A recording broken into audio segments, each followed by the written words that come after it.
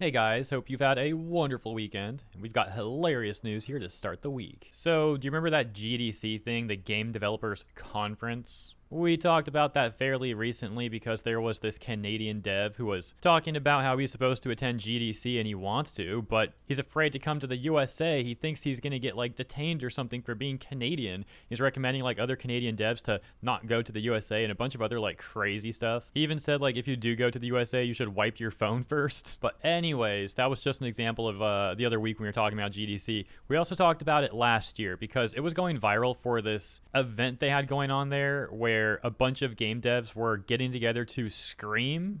Yeah, to scream like a bunch of weirdo freaks over the state of the games industry. You've probably seen this clip. I'm only going to play it literally 2 seconds of it for the people out there who haven't seen this yet because I'm not exaggerating. That's literally what happened. So here's 2 seconds of it. Just know that it went on for a minute though, but I'm not going to put us all through a full minute of this or even more than 2 seconds of it.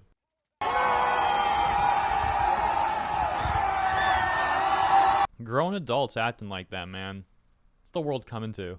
Anyways, that's just some context to the GDC. Now, onto the funny part.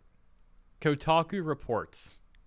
No one was around to collect Life is Strange Double Exposure's award for social impact following layoffs. So what is the Social Impact Award? Well, let's take a look. Social Impact Award.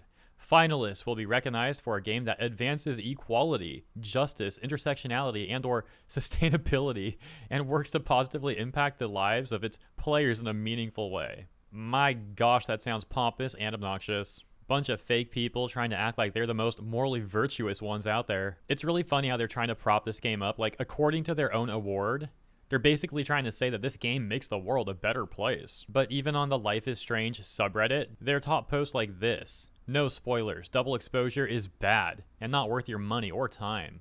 The fact is, this game is utterly lifeless. The ambience is dead, the vibe is flat, the character dynamics are uninteresting and lack any worthwhile thematics, the music doesn't stick in my head like they did for the prior games, and this repetition of who did it mystery once again has grown tiresome and will in all likelihood never match the high of the original game. A top response reading.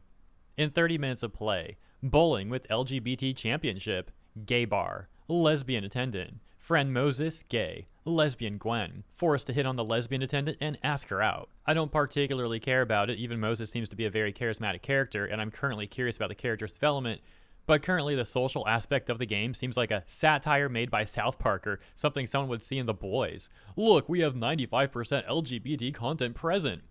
I hope they delve deeper into the plot, the character, and the social environment, and not just raise flags of representation without any meaning, just to say it's there. Yep, sounds like complete soulless corpo DEI slop. Really trying to pad those ESG metrics. Over on Steam, as of recording, the game currently has a mixed review score, and recent reviews going all the way down to 56%.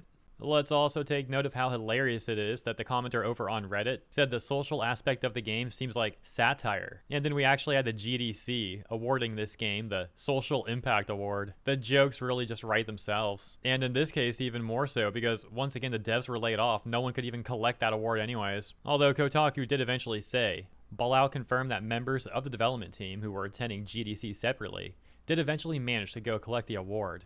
But for fans and others in the industry, it's a grimly ironic reminder of the current precarious state of the game industry, especially for story-driven adventure games, a once popular genre that struggled to find sustainable success in recent years. As always, these sort of people never take accountability for their own mistakes. Oh hey, we didn't make mistakes on this game, we couldn't have made it better. No, it's just the state of the industry, that's why the game didn't do well. They write the most modern audience DI-infected slop possible, the game flops, and they have no self-reflection at all. Then their journalist buddies of theirs write stuff like this, trying to manipulate the narrative. Lastly, we'll take a look at this section that elaborates on the layoffs, saying, Deck 9 ended up laying off a number of staff following the release, including many who worked on Double Exposure's narrative team.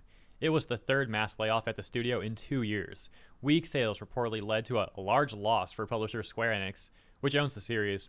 It's unclear what Life is Strange's future is at the moment, but Deck 9 ended Double Exposure with a plan for what came next. Okay, you know what, I'll read that next part. This is where the article ends. No matter what anyone thinks about certain creative calls that were made for Double Exposure, I think it's important that people understand that they are all made with intent. We thought long and hard about every one of them, and have done our best to basically plant seeds, game director John Stouter said in November. That ending is just to say that we have a future plan. There's not a whole lot more I can say than that. This is all heading somewhere, should folks want more after double exposure.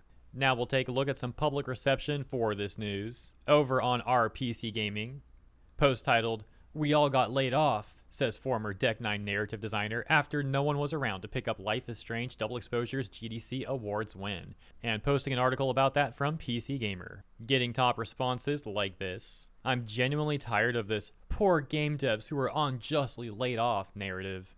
In some cases it applies, but in most it's in response to bad games that failed. Believe it or not, there are consequences for not doing your job well. That being said, the heads of these companies making seven figures often dodge these same repercussions. That's unfortunately kind of America in a nutshell right now. Looking at you, Andrew Wilson." Interestingly, the OP would post here saying, "Why is life in the games industry so bleak right now? I'm closing to releasing my own indie game, and I'm terrified it might all collapse. Every year seems to be getting worse." They got 13 upvotes, and the reason I point that out is because this response got 63. Let's read it. It says, "Lots of games bombing due to lacking quality or badly misreading their target audience. This is helped along by consumers having a lot of solid choices available to them, so there's no real need to settle for something mediocre. I don't think that the market is really contracting or anything like that. Good games continue to make boatloads of cash. But for example, this game has mediocre reviews and a fairly bad maximum concurrent player count on Steam. It just plain wasn't well received by general audiences, and didn't do well commercially as a result." And then we got this exchange. "Game was terrible. No one bought it. Not complicated to figure out why the devs were laid off. What the heck even is a social impact award? What impact did a failed game no one played make? Is it just wishful thinking? Did they mean it as, we wish this game had made an impact? It hit all the social checkboxes, and that's it. Perhaps the real social impact is people feeling bad for the developers that got laid off and couldn't accept the award.